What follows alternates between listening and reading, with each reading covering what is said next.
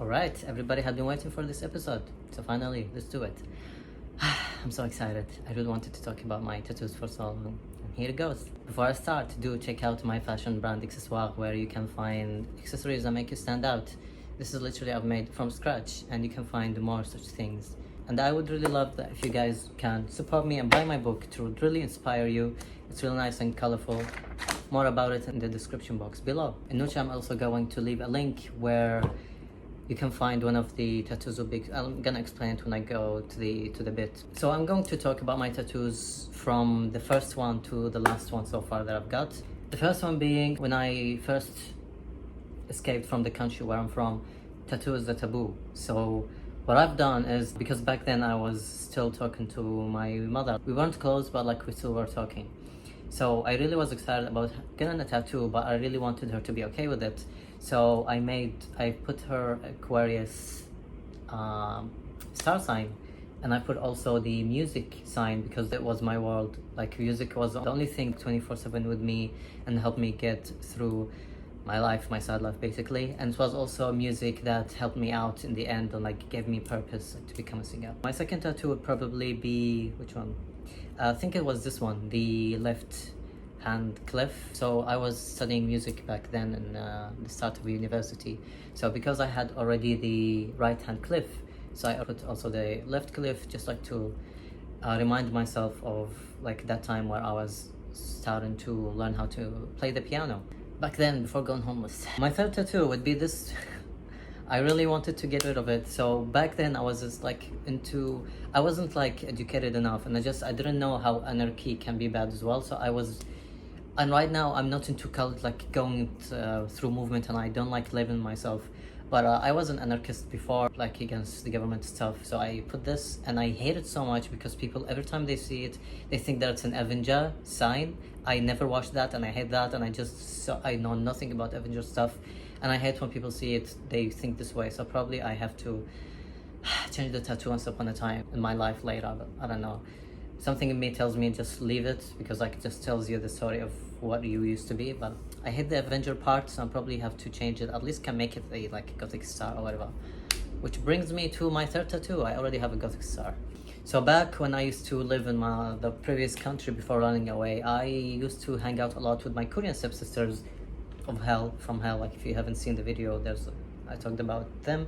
So we used to go out, and like our fashion was Gothic, and where we were from, it's very taboo. Like probably we were the only people who were Gothic in that country, literally.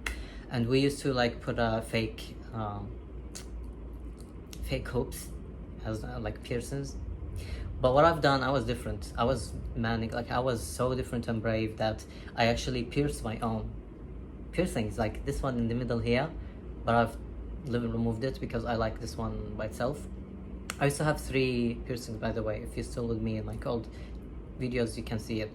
But I've also made here, there's like my eyebrow piercing, but right now it's left a scar, and that's because when I was in the shower, basically the skin fell off. It's as crazy as it sounds. Anyway, back to the point. This is like the Gothic key. Apparently it's like the key of luck. So yeah, it reminds me of these bastards. But also like when I was Gothic, that was like my era where I was taking the hijab off shit, and I was getting out of my shell in school. So in school I was always obedient, like wearing this hijab shit. I wasn't even allowed to have like the sleeves up, which is pathetic. But that was when I changed. Like in high school, I started to take that piece of shit off. I started to cut my hair, started to slowly get out of my bubble. So yeah, my third tattoo. So this is the Japanese word kami, which means God, and I have already told the story about it in my stepfather episode of my chest. So afterwards you can go see that video, because it's a long explanation, the story behind the tattoo. But basically I had a very bad episode in my event in my life that really reshaped how I think about God, like because I had a very special relationship, and then I was really disappointed and I felt like nobody's fucking watching. So I made the God of myself, and I proved to myself that I can be a God of myself, to a point I ran away in impossible situations and I survived myself by my own. So I still am, and I survived. I always saved myself in the end. So yeah, that's why I'm Kami, the God of myself. I even given my own name. I literally created my own identity from scratch, as in like I gave birth to myself literally by running away. Was it the third or fourth? Fourth, I think the fourth tattoo. I never told the story about this. So this is a mark, bare clothes mark, and let me tell you the story. So apparently when I was a little toddler, we went to the circus once upon a time, and my evil father, so I talked about it, and also my stepfather episode. My father was very like evil, angry person, but apparently for some reason he saved me from bear's claw, because I went to hug a bear, and he like snatched me in the right timing because the bear apparently attacked. And from this point, I still to this day, I don't know if I should be grateful for him for making me survive just to see his evil everything. He is the like root of all the problems still I have mentally, and like ruined the whole family. I don't know if I should be like grateful that although I'm suffering, I'm still happy to be me. Like there's nobody in the world, like everybody's unique, right? So like I have to be grateful that I'm here just like to be myself. Look, as long as I'm not suffering and futures look brighter, I'm happy to be alive. I just want to get out there and be inspiring others. I just want to live and be discovered, and I think that's where I'm going right now. My fifth tattoo is the crow. This is a crow. I don't know if it looks like a crow. So crows have a very significant meaning for me. They have so many nice characteristics. I find them very elegant. I love their feather and their like how royal black they are, because back then I loved black a lot. Back then, like in the era where after my gothic era, that was when I was starting, I started to make the YouTube channel, started making videos, started to get out there into the world slowly, because I was locked in my room. If you don't know, I used to do YouTube secretly, otherwise I would have been punished so hard. Anyway, I don't know, still even my family know I have a YouTube channel. Anyway, yeah, so back then I was watching that really something that really changed me and made me very brave, and like within a day, was my very still favorite film of all time, was like the Japanese film Crow Zero, the series Crow Zero. There was like a song that said Wild side no tomodachi ni I wanna change, I wanna change. Quick look into their lyrics so you would understand where I'm coming from. Wild side no tomodachi ni detaete okitai koto ga aru.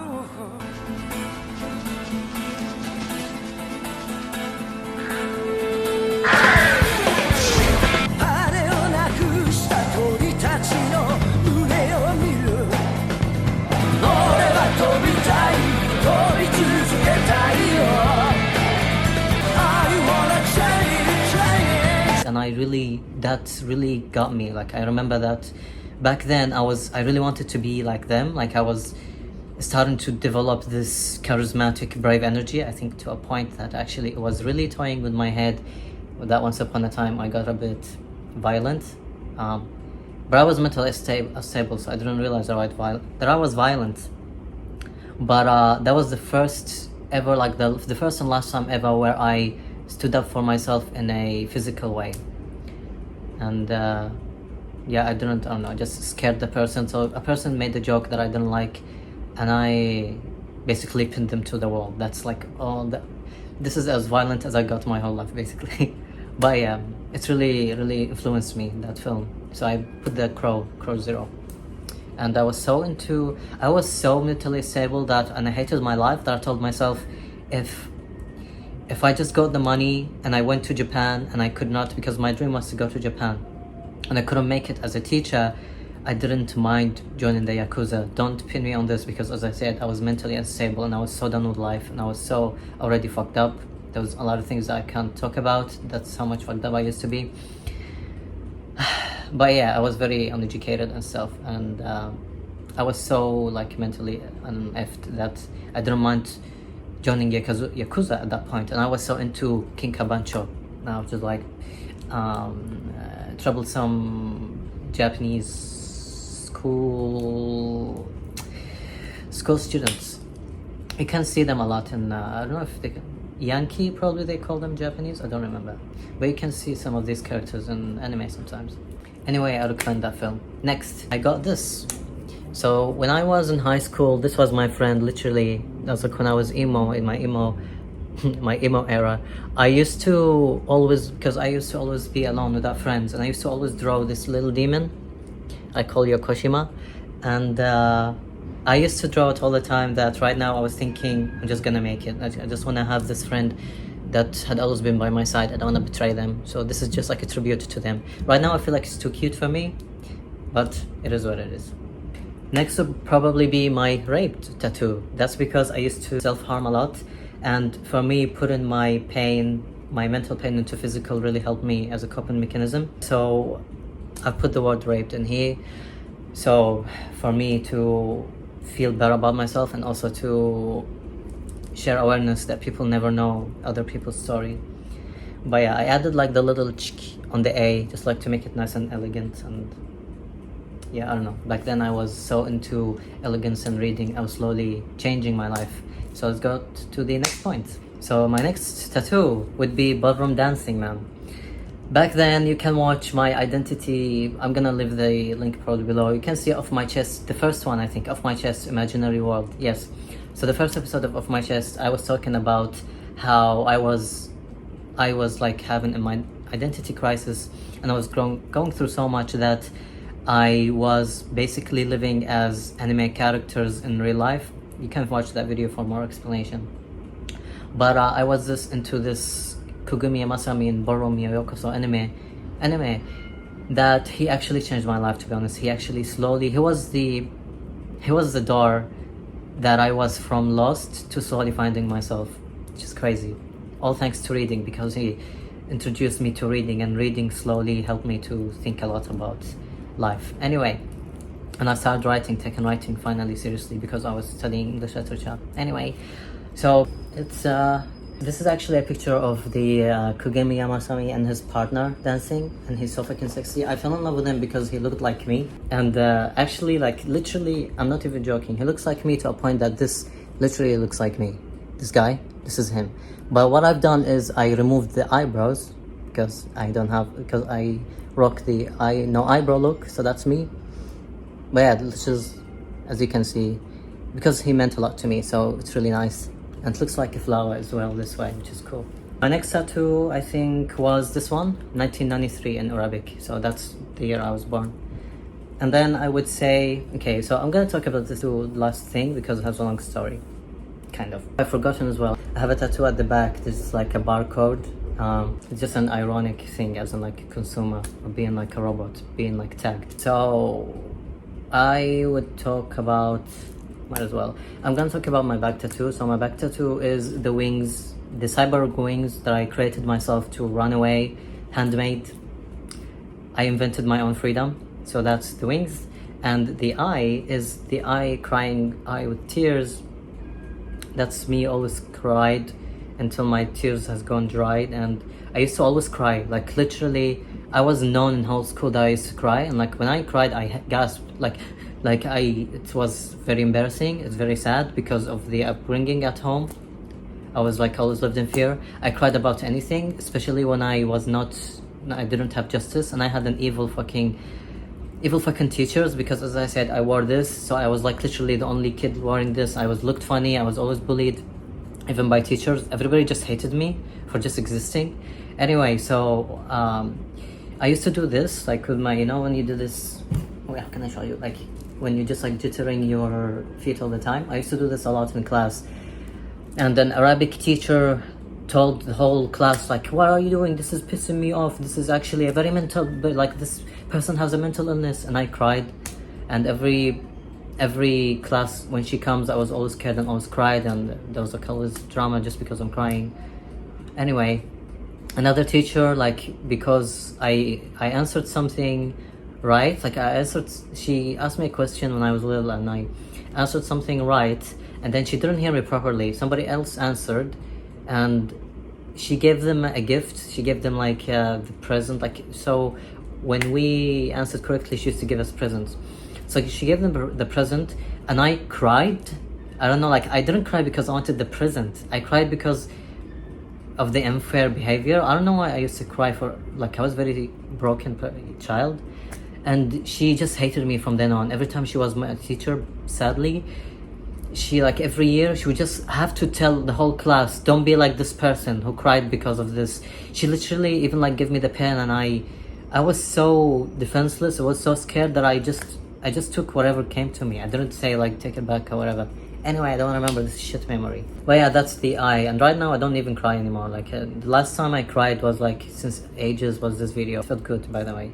So about my back tattoo. So when my father were getting divorced, me and my older brother, we were taken to the Ministry of Justice. And that was very traumatic event for me and him. And the thing is, he also had Libra. He was a Libra, and he was like, me and him, we were not close, but we were so in a very sad situation. We were very scared that I always brought with me like a drawing notebook. So we sat next to each other, and then he took my notebook and he started drawing the Ministry of Justice scale. And because he's also a Libra, so I put a tattoo on it.